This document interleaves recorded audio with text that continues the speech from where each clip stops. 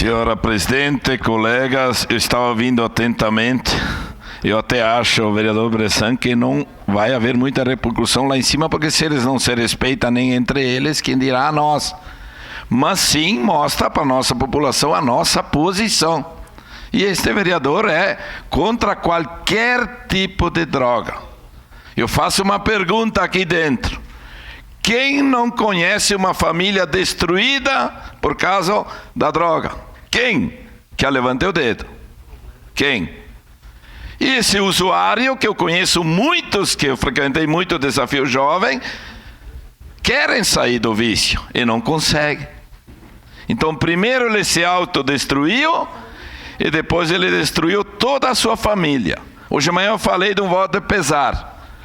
Eu, no meu ver, é pior perder o ente do que conviver com uma situação autodestrutiva como acontece na sociedade.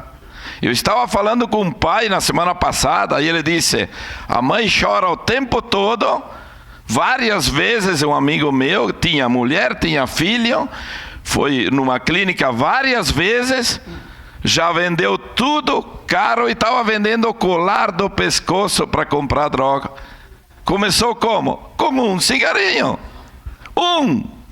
Depois vem o segundo, vem o terceiro, começa a vender bens, destrói toda a família, convive diariamente com uma situação dolorosa. E esses usuários querem sair do vício.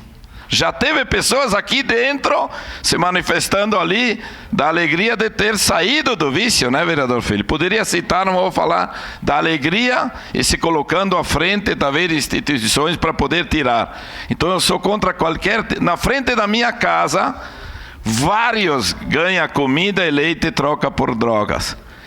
Eles não pediram para estar ali, mas começou com um cigarinho. E destrói toda a família. É só nesse item que eu sou contra qualquer tipo de droga. Mostra a posição para a nossa sociedade. Declaração de voto, vereador.